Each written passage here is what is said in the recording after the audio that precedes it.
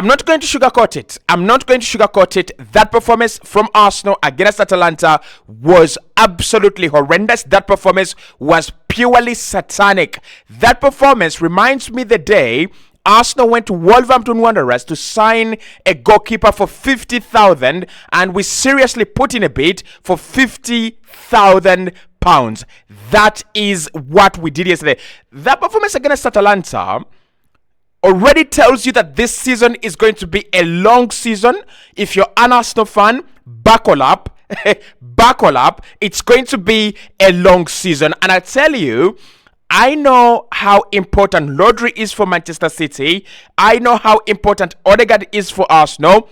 We are 100% done and dusted. Hit the like button, subscribe to the channel as well. Arsenal have drawn with Atalanta 0-0. Atalanta were by far the better side. They had a penalty. We are going to come on to David Raya, because David Raya right now, this season, 5 games into the campaign, both UEFA Champions League and Premier League combined, he's the only player that can stand up and say, hey guys, I have earned my wages.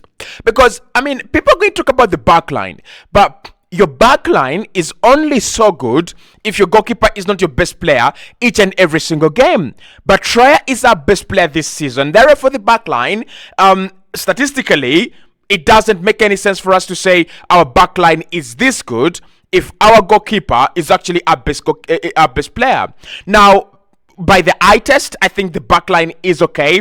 I don't think our backline is, falling apart. And I like that. I like the fact that we have at least a functioning department, 1 or 2 in this team. And that is the defense still functioning and the goalkeeper still functioning. The midfield is dead. Absolutely dead. The attack, apart from me singing about how dead this attack is last summer, it's just a confirmation of I told you so. So the lessons that we got from the Atalanta game: 1, if you're an Arsenal fan, you need to buy this pressure detector, because we are really going to become sick. We are really going to become sick. The pressure, the amount of pressure that we are under during games, we have not seen under during the last 2 years. When I was watching that Atalanta game, at any point in time, we were going to concede, because we were giving away the ball like it was Black Friday, and we were, in terms of picking it up, in terms of our PPDA, that is the worst I've ever seen. And I'll tell you, I have seen this somewhere. Where did I see it? Against Tottenham Hotspur last weekend. Oh, because you said we would never beat Spurs. It's not even about beating Spurs. It's not even about that point. It's about how do you pick up the point? It's about how do you get the 3 points? Because at the end of the day, you beat Tottenham Hotspur. That's okay, and everyone is going to jubilate and everyone is going to be happy.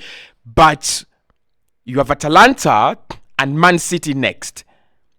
And this team is blunt. This team looks out of its depth. This team looks out of ideas. And what didn't I say in the summer when I was screaming for Chiesa, when I was screaming for Victor Gyökeres, when I was screaming for Nico Williams, when I was screaming for Bakayoko, when I was screaming for options?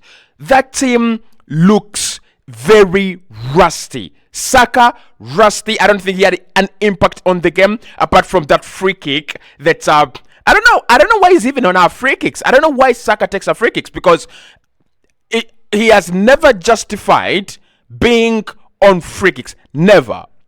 Gabriel Martinelli, I don't have your words today. I don't have words for Gabriel Martinelli today. I've done a whole video about Gabriel Martinelli, but the good guy that I am, I'll do a whole video about this nonsensical attack that we are parading, parking the bus and parading that attack for us to win games.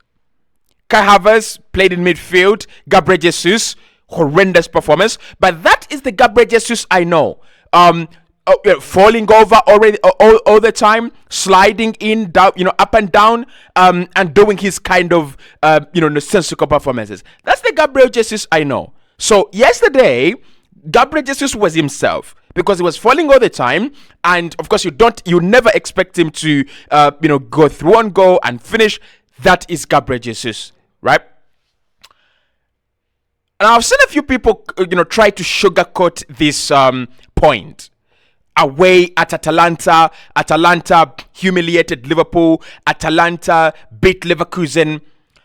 I want to make this clear. Arsenal fans, we need to be very honest with ourselves. This performance was not about how good Atalanta were. This performance was about how bad Arsenal are this campaign. That's number one. And two, how vulnerable, how weak, how feeble, how not good enough we have become when Odegaard got injured. I think we need to come out of Wonderworld. Let's come into reality. Let's step into reality for a while. The performances are not about how good the opponent is. I mean, over the weekend, we said, oh my God, Tottenham, beating Tottenham played well. It's a very difficult stadium to go to. Last season, we were 3-0 up at halftime at the same ground. And that game was about how good Arsenal were at the moment and in that game. And the game we played against Spurs this weekend, or last weekend, was about how poor we were.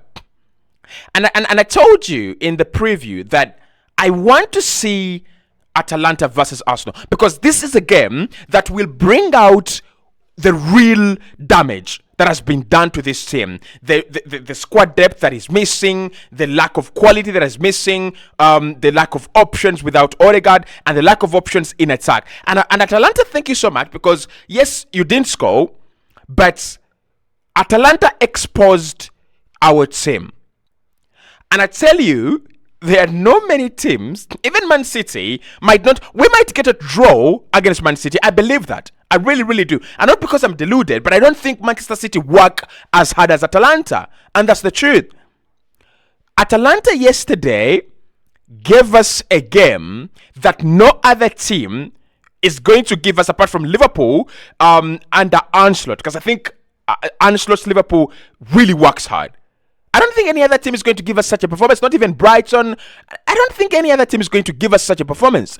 And that performance was a performance to look into ourselves.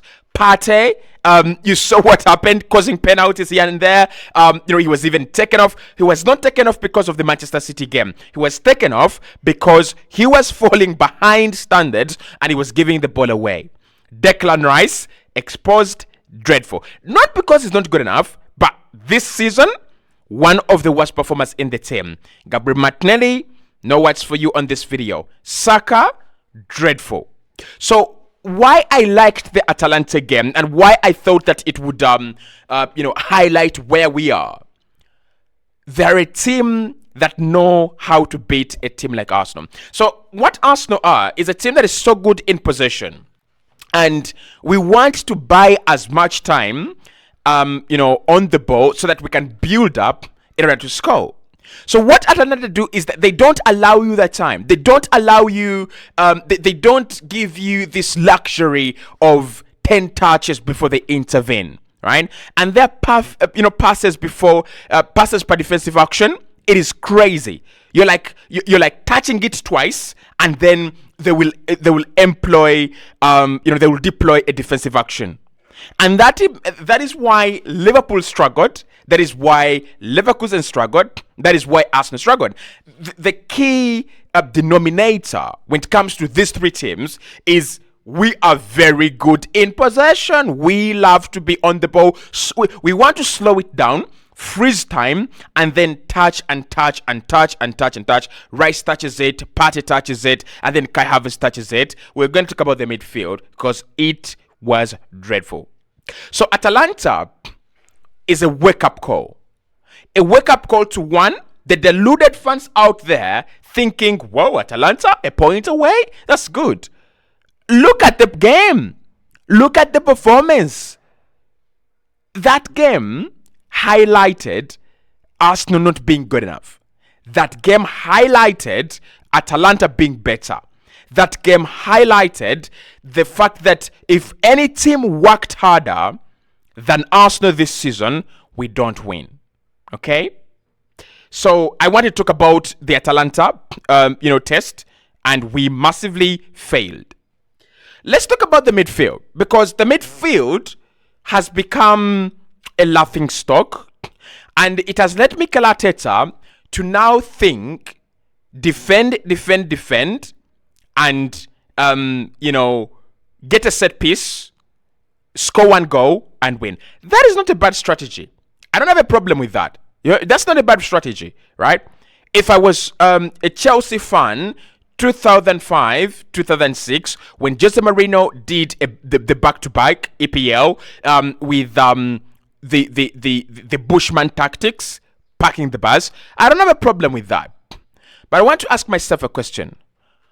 Why have we set up to park the bus 5 years into a project that has been exciting, 5 years into a project that has been raining goals?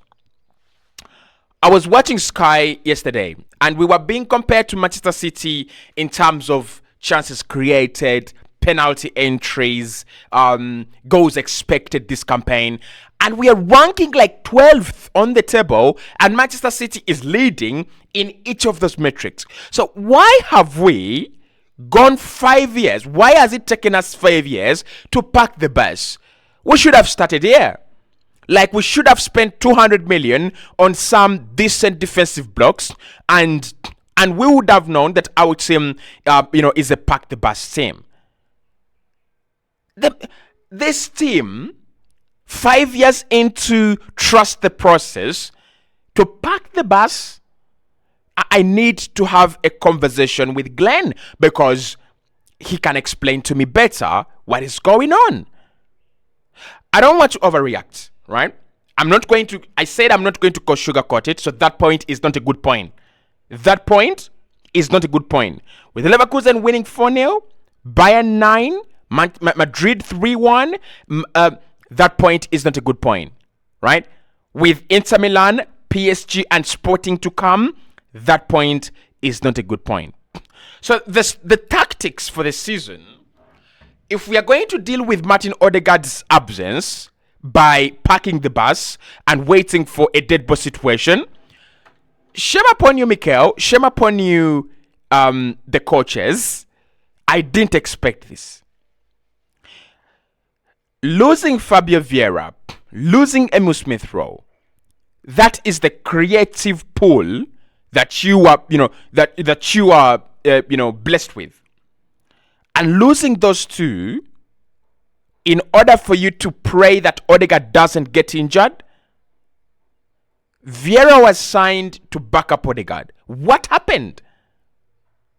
And that's why I told you that at the beginning of this season, we are gambling, and if we get these gambles wrong, we are in deep trouble. Because Manchester City are going to run away with this title easily. Because they're going to beat us on Sunday easily. I do always have a few good predictions, very good predictions. Tuesday, I said Liverpool to beat Milan, easy. Very, very easy. And I did win some good money, by the way.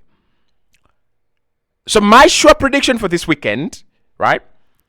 Man City will obliterate Arsenal. Obliterate it. Because with City, yes, you can sit back, but for how long? I don't think it's going to be, fortunate that we always keep clean sheets against City. They will create chances. They will penetrate. Are we going to, fight back? I don't know. So the midfield guys, Rice, Partey, and Havertz. On paper it works. Havertz, traditionally, he's socialized as a 10. Rice is traditionally socialized as a box-to-box, and Partey is traditionally socialized as an anchor, like a 6. It's just that they're dreadful. They're off form. Rice is off form, and I think Rice is tired. And I don't want to put this on Rice, because for me, Rice going out to play in the Euros after having a long season with UEFA Champions League football for the first time. That's a lot on his plate, and he's come back, and the team has to rely on him again. That's a lot, right? And maybe that's why you send Mikel Merino, Okay, I understand, and he's injured. So Rice, we have no solution yet. Partey, I don't know. Like, yes, he's good, but he shouldn't be here. In that position, maybe Amadou Onana should be there. Maybe Douglas Lewis. Partey's good days are numbered, and they're potentially behind him. Havertz in midfield doesn't work. It doesn't work. I'm sorry. He's played there for Germany. He's played there for Arsenal. I think it doesn't work. The attack, right? The attack. Should I say this? Our attack is worse than Girona's. And by the way, Girona lost their best striker.